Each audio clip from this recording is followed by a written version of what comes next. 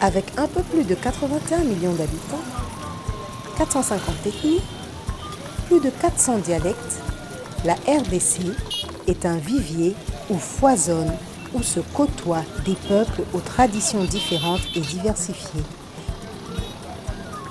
En affluant vers les grandes villes, les citoyens apportent avec eux leurs valeurs qu'ils interchangent avec leurs congénères. Les grandes villes comme Kinshasa, la capitale, deviennent alors un lieu de brassage interculturel complexe, d'un enchevêtrement inextricable. À cela, il faut noter que ces villes subissent aussi l'influence via médias de la culture occidentale qui vient y ajouter son grain de sel.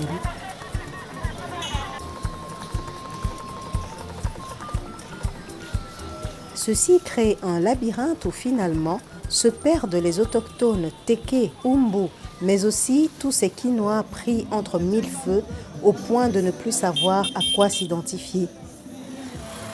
On oublie ainsi son folklore pour s'attacher aux valeurs de la mondialisation, aux us des stars et icônes de la télé. Le folklore devient avilissant, gênant, dérangeant, même pour ce Congolais qui devrait en être fier. C'est à se demander si ce vieux linceul est encore utile à quelque chose, si ce n'est qu'à couvrir ce que nous cherchons à occulter. Doit-on encore en parler ? Quel est son apport dans notre identité actuelle ? Quel en est le sens et l'importance ? Le folklore dans une culture est vraiment l'une des choses les plus essentielles dans cette culture. Vous voyez, dans les cérémonies coutumières, mariage coutumier, deuil, naissance de jumeaux et autres, quand vous écoutez un folklore Luba, un folklore Mongo, un folklore Tété, là même du Bas-Congo, je vous dis que les ressortissants de ces provinces, de ces ethnies, le ressentent au plus profond de leur être. Le cœur commence à taper au rythme de ce folklore. Vous remarquez même parfois la main commence à bouger, le pied bat le rythme. C'est pour vous dire que le folklore nous est extrêmement important parce que ça bat dans le cœur de chaque individu. Et de cette même manière, pour nous, c'est important que nous puissions le léguer à nos enfants. Moi qui suis du Congo central, j'aime beaucoup le folklore Luba. Quand je l'écoute, je suis heureux. J'ai des ancêtres Mongo. Mais quand j'écoute le folklore Mongo, quand ils chantent, mais je ne vais pas dire que j'entre en transe, n'est-ce pas? Mais j'aime écouter le folklore. En général, le folklore de toutes les ethnies du Congo me fait toujours penser que c'est une part d'histoire que nous devons léguer, c'est une part de patrimoine historique, disais-je, que nous devons léguer à nos enfants parce que cela est extrêmement important. Sinon on est abrutis, sinon on devient acculturé et ça, c'est justement le problème des Congolais aujourd'hui. Qui sommes-nous à un moment? On ne sait plus.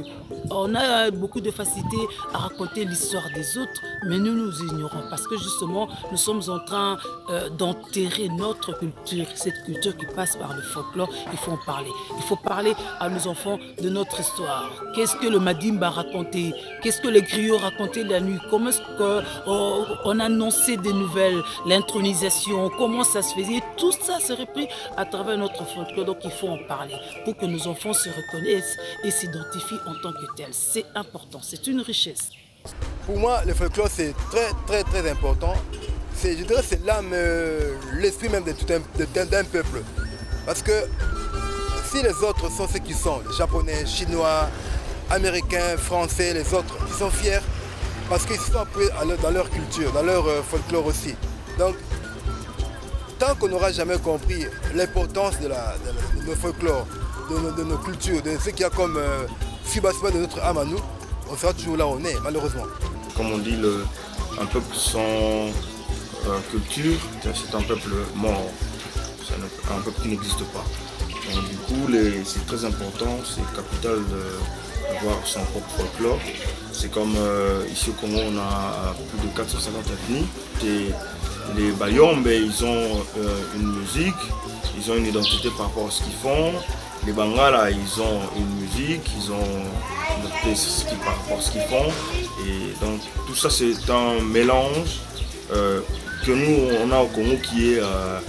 il n'y a pas un seul pays au monde qui a ça comme chez nous ici. C'est pour ça que j'ai toujours dit aux musiciens justement de pouvoir s'en approprier parce que c'est quelque chose d'inouï et c'est vraiment bien.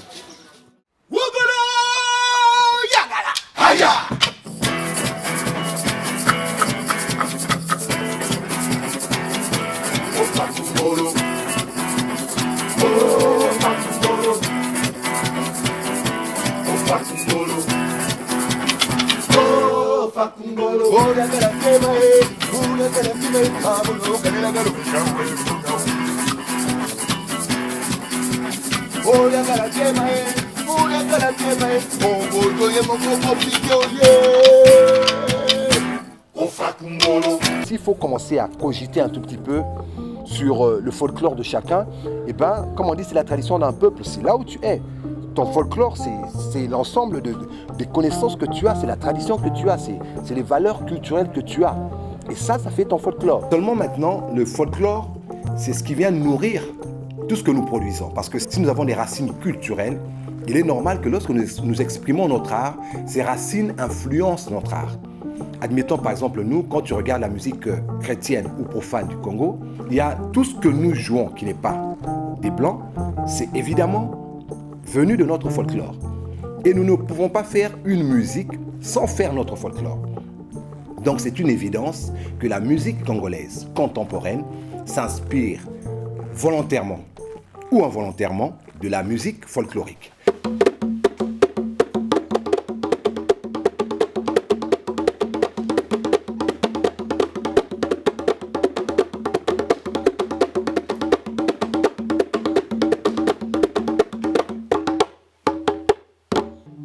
Des fois, on ne s'en rend pas compte, mais dans tout ce qu'on fait, il y a un peu du folklore. Que l'on fasse du gospel, que l'on fasse de l'urbain, de l'afro. Quand c'est déjà un Africain qui le fait, quand c'est un Congolais qui le fait, c'est dans le sang, quoi. On l'a en nous et on le fait. Mais avec son identité propre, avec peut-être les danses et tout ce qui va avec, à la façon traditionnelle, on ne le voit plus beaucoup.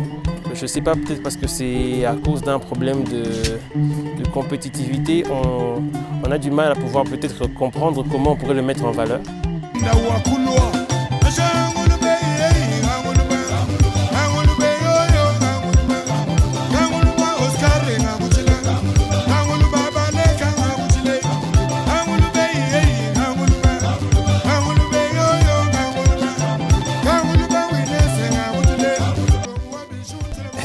Que le folklore, c'est la source de toutes les musiques. Quand on parle déjà, par exemple, si on doit parler du groupe de Zaïko qui a 50 ans d'existence, mais Zaïko, lui, il a sa source même, c'est ce qu'on appelle le konono, cette musique folklorique qui vient d'Angola avec les bazombo.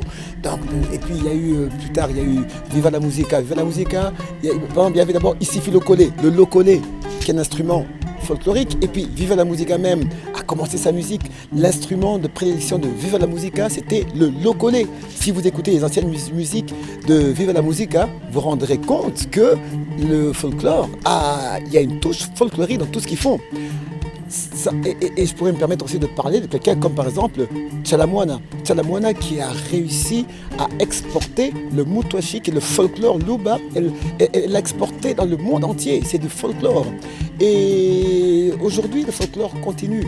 On a, par exemple, les Nigérians, dans leur musique, vous remarquerez qu'il y a beaucoup de folklore, jusque dans leur tenue, même dans leur tenue, dans leur clip, on va remarquer ces apparats de chefs coutumiers, des trucs pareils, tout ça, jusque dans leur tenue. Mais la musique folklorique, elle a toujours été présente d'une façon ou d'une autre. Quoique, comment dirais-je, modernisée, si je puis dire, avec une touche qui a un peu changé, mais la musique folklorique, elle est là, elle a sa place, et on ne peut pas parler de musique, surtout pas de musique africaine, sans parler de folklore.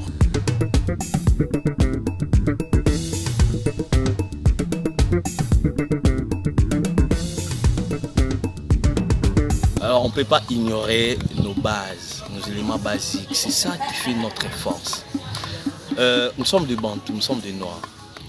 Au Congo, nous avons plus de 450 ethnies et sous-ethnies. Ça nous fait au moins 900 styles de musique non exploités. Chaque ethnie, chaque tribu a sa manière de représenter sa musique. Mais toutes ces musiques-là se représentent à la percussion. Alors c'est vraiment important parce que la musique traditionnelle nous ramène aujourd'hui la musique moderne. On voit les afrobeats, ça trouve son origine, c'est la musique traditionnelle. Vous voyez? Le seben, ce sont nos musiques modernes. Aujourd'hui, on a essayé un peu de moderniser encore nos seben. Chaque fois, à chaque prestation, on essaie un peu de moderniser notre musique. Mais la provenance, ça vient de nos éléments basiques, de nos styles basiques, ce qu'on appelle la musique traditionnelle. Le grand problème que nous constatons est que malheureusement, nous pensons que c'est ce qui est fait ailleurs qui est mieux que ce que nous possédons nous-mêmes. Vous ne savez pas quelle richesse il y a dans notre musique traditionnelle, pour ne pas parler en termes beaucoup plus clairs, notre musique folklorique. C'est une richesse. Vous avez tout là-dedans. L'expression, l'originalité et même la danse elle-même. Bon, vous prenez le cas de Tchalamwana qui a pris l'option de faire la musique du terroir. Mais elle n'a pas honte de ça et d'ailleurs elle est mieux cotée. Tous ceux qui ont pensé à un certain moment faire de la musique, qui prennent un peu beaucoup plus de nos traditions, ont toujours été bien cotés. C'est qu'en fait, aujourd'hui, il ne faut pas être complexé, parce que ceux qui se sentent complexés font toujours mal, parce que vous êtes obligés d'être ce que vous n'êtes pas. Il ne faut pas avoir honte de la richesse qu'on a. Il faut tout simplement l'imposer. Il faut l'imposer aux autres pour que ça soit réellement votre valeur. Justement, on ne peut pas jouer de la musique en africain, jouer de la musique et ignorer ses racines.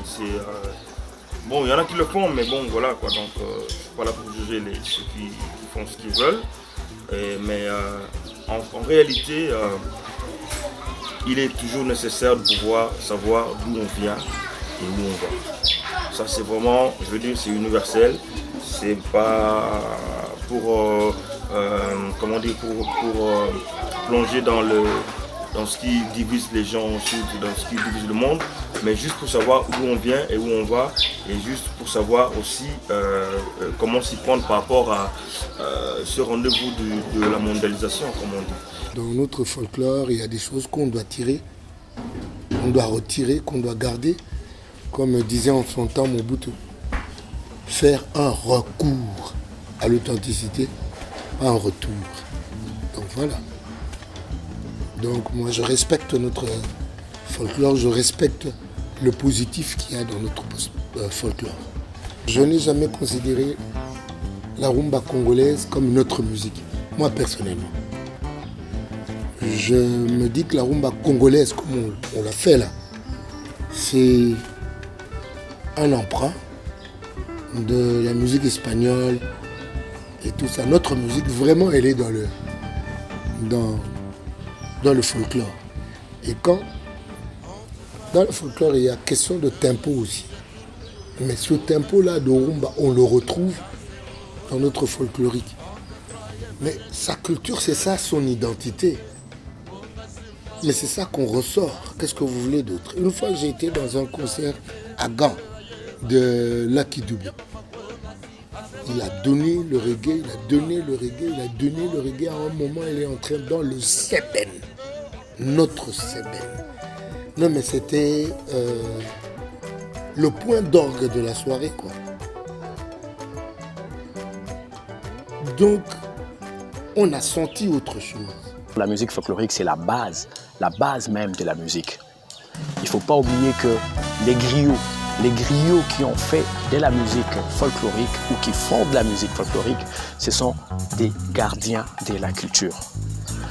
Le griot, à travers la musique folklorique, nous raconte les événements du passé, nous raconte nos origines, nous raconte tout ce qui s'est passé avec nos aïeux à travers la musique folklorique. Donc, on ne peut jamais mettre la musique folklorique de côté.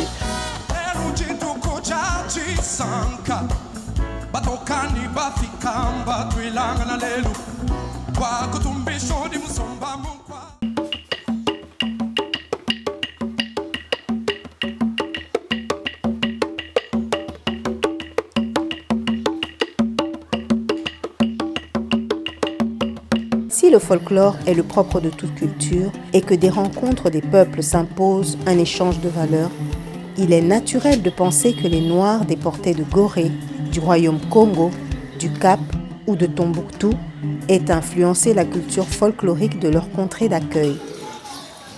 Harmoniquement, qui a occidental, il a rencontré les accords et même la façon de jouer le piano comme du tam-tam, c'est les Noirs qui ont emmené le côté un peu percussif. Le blanc, il avait son côté, mais le noir est venu avec tout ce qu'il y a comme temps, contre-temps, sur temps et tout ça. Ça vient de ce côté, de cette âme percussif du noir, de l'âme noire qui aime être dans la percussion. Il a pris le piano un tout petit peu comme un truc très rythmé, ragtime et tout ça. Lorsqu'on fait des grappes de notes, à un moment, il prenait même pas les notes comme il se devait, do, mi, sol, non. Il prend toutes les notes à la fois, do, ré, mi et tout ça. Et aujourd'hui, ça se dit, ça se fait, ce sont des grappes. Donc voilà un peu le folklore a influencé toute la musique du monde. Des mélanges des folklores. Tout ça vient de tous ces Noirs qui se sont rencontrés, tous ces nègres qui se sont rencontrés aux États-Unis. Ils ont emmené leur petit folklore de chez eux, ils ont mélangé dans les chants et ils ont créé quelque chose avec la rencontre de la musique blanche. Donc le folklore, c'est vraiment la source de toutes les musiques.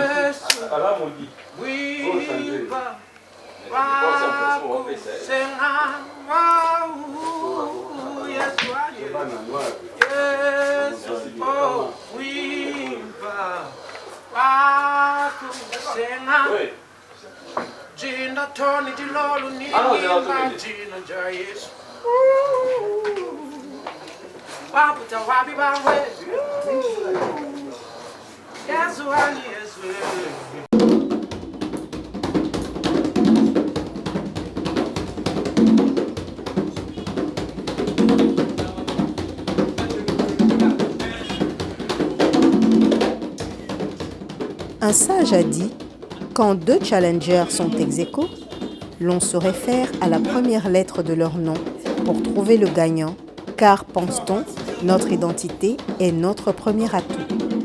En est-il de même en ce qui concerne l'identifiant folklorique ?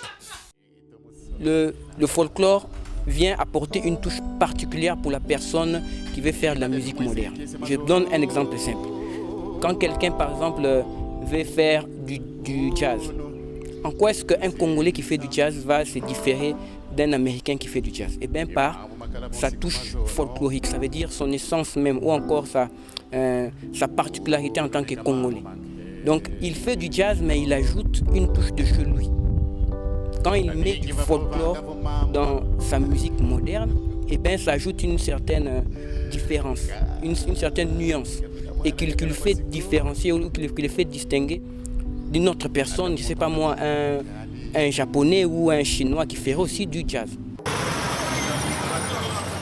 À ce jour, dans le concert des nations, il est inéluctable que la polyphonie rythmique est nègre, autant les syncopes, anacrouse, staccato, temps et contre-temps chevauchent les productions discographiques africaines pour le bonheur des mélomanes.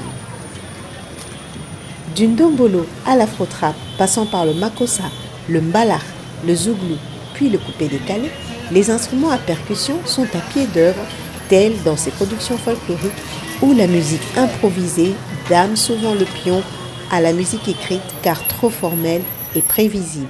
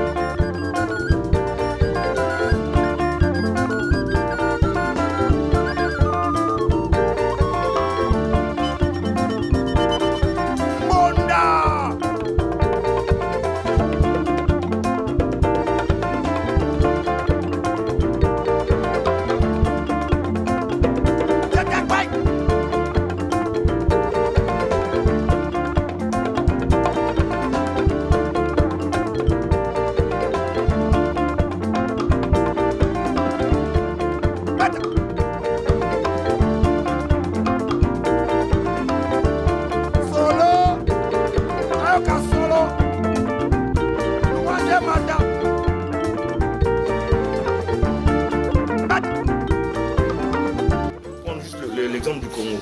J'ai toujours dit que le Moulouba ne va pas s'enorgueillir de son Djitumba, mais c'est le seul son.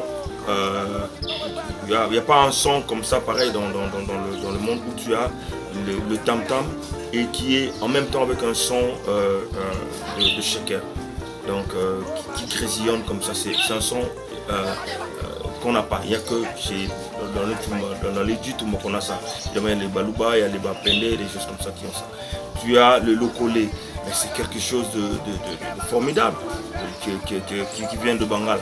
Ça c'est quelque chose qui est à la base même, qui est même l'ancêtre de nos iPhones, nos téléphones aujourd'hui. Donc c'est quelque chose de super où voilà. Je ne veux pas rentrer dans les détails, mais voilà, peut-être une autre émission, on va parler de ça. Et puis, vous avez les lokombé chez les tétés-là, qui est comme encore une forme de lokolé, mais avec plus de notes, avec plus une tessiture plus grande. Et donc, il y a des choses à faire par rapport à ça. On a même chez encore les Baluba qui ont une basse, ils s'assoivent dessus. C'est un likembe, mais ils s'assoivent dessus. On a les marimbas, on a tout plein de choses où aujourd'hui on va dire comme par rapport à la tradition, nos ancêtres nous ont laissé vraiment des instruments qui sont bien, qui ont un son magnifique. Ce tam-tam que vous voyez, que les Cubains utilisent, ce sont des instruments d'inspiration plus ou moins nègre, parce que même la musique cubaine est un mélange de musique africaine et de musique espagnole, ajouté au clavier qui vient de l'Inde et tout ça. C'est un mélange, mais la partie rythmée est une partie africaine. Le conga est un instrument de percussion d'origine Congo, créé par le groupe Bantu Congos de Cuba. Il fut d'abord utilisé en Amérique, dans des cérémonies religieuses afro-cubaines, puis dans les carnavals, avant d'être adopté par les orchestres de danse latino-américains, puis par les jazzmen, ainsi de suite. Il y a beaucoup de types de tam-tam. Il y a des djembés, des ngoma, il y a des congas, il y a des bongos. Et tout ça, ça fait ce qu'on appelle des instruments de percussion, des instruments à percussion. On a même des maracas. Vous pouvez avoir des maracas comme ça. Celui-là, c'est ce que nous appelons le djitumba.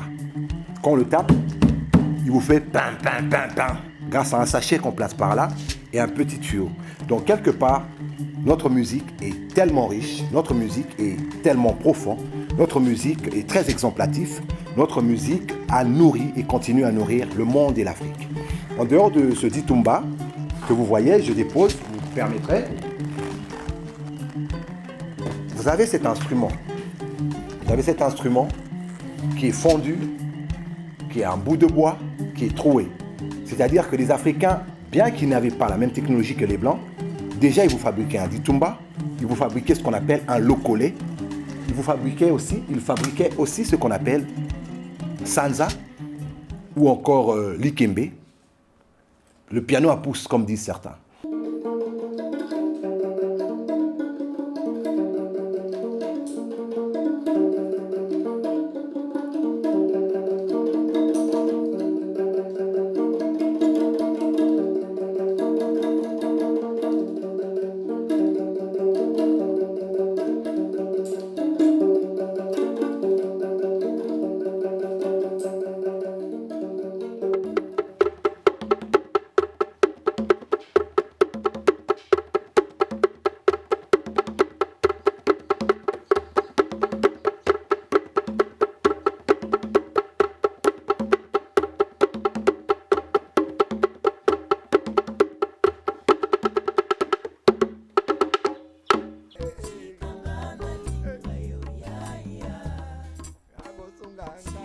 Du jeu d'enfant à celui d'adulte, dans un état de rire ou une sourde confidence, le folklore trouve sa voie dans les us communautaires et demeure notre meilleur confident, sinon une part indéniable de nous-mêmes. Raconter le folklore, c'est raconter toute la musique du monde. Parce que toutes les musiques du monde viennent des folklores qui leur sont propres. Et des mélanges tels que ces mélanges se sont faits. Une rumba qui va rencontrer une bossa quelque part. Le jazz qui va rencontrer la musique begin, tout ça. Ce jazz-là qui va rentrer encore chez les Espagnols pour rencontrer la musique espagnole. Et tout ça, ça refait des mélanges. Lorsque vous prenez des musiques, vous les rencontrez, ça fait des mélanges. Et lorsqu'une musique déjà aboutie rentre vers une musique qui est folklorique, je ne dis pas qu'elle n'est pas aboutie, mais ça fait encore d'autres mélanges. Mais à la base, c'est le folklore. Et donc moi j'encourage beaucoup ceux qui sont, les Africains surtout, à faire du folklore. Si vous remarquez bien, aujourd'hui les Américains viennent récupérer des sons africains, des instruments africains pour refaire des beats, pour des rappeurs, pour refaire des sons. Parce qu'ils se rendent compte qu'il y a encore à explorer. Il y a dans la sonorité, dans la manière, dans les nuances, il y a toujours des choses à ajouter. Et ces choses que nous ajoutons viennent du folklore. On ne peut pas s'en passer. Tu vas voir le grand Khalid Jeff qui va prendre la musique cubaine, la ramener encore dans la musique du terroir et créer quelque chose de nouveau.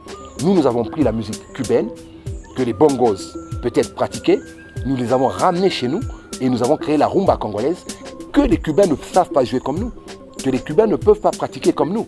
La rumba congolaise est différente de la rumba des Cubains. Donc quelque part, voilà un tout petit peu. Voilà un tout petit peu, et aucune musique n'est plus grande qu'une autre, mais on ne peut pas se défaire de son identité sous prétexte qu'on veut faire une autre musique. Ça, c'est un tout petit peu s'acculturer.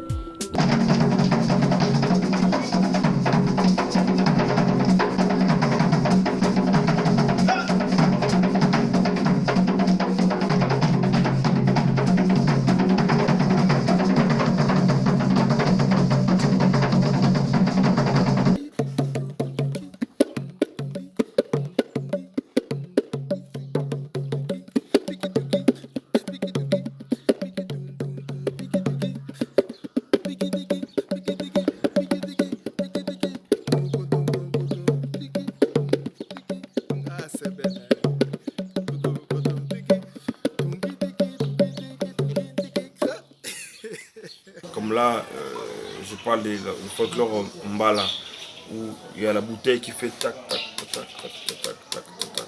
C'est ça qui a été repris dans le zouk, c'est tac, tac, tac, tac, tac,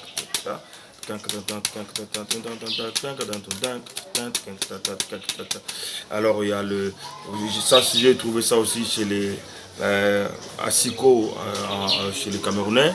Bon, après on va dire que c'est l'Afrique centrale, mais voilà, donc il y a beaucoup de choses comme c'est le moutage qu'on entend qui fait tac tac tac tac tac tac tac tac tac.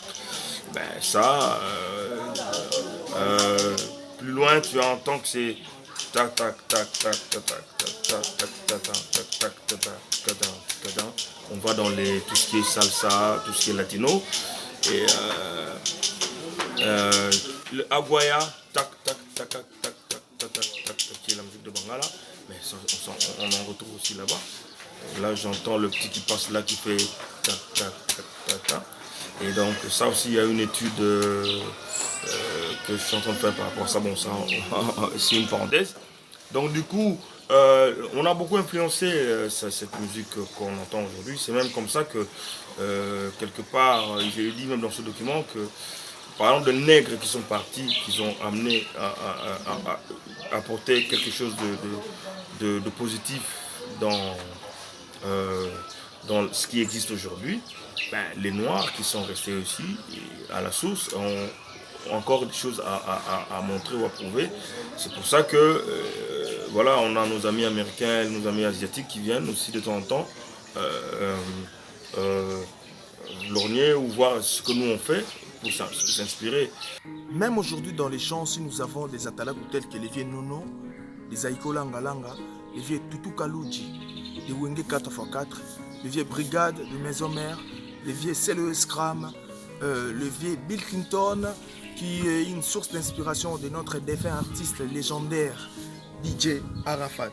Ce métier trouve ses origines dans l'art des griots du folk africain. Et d'ailleurs, c'est de là que le coupé décalé tire sa force. Né du soukous et de la guaya, le folklore congolais sébène a donné naissance au coupé décalé pratiqué par les Ivoiriens avec le phénomène atalaku, influençant au passage le zouglou et le zoblazo. Il a même prêté sa formule rythmique à l'afrobeat et au zouk moderne. À ce jour, son influence reste grandissante. Cependant, il y a encore plus de 450 musiques ethniques non exploitées qui se meurent dans la besace culturelle du Congo, car trop technique et complexe pour en tirer les substances essentielles et les adapter aux réalités du showbiz.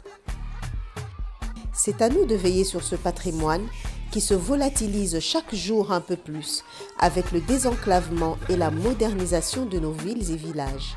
Car, dit-on, là où se trouve son trésor, là doit être son cœur.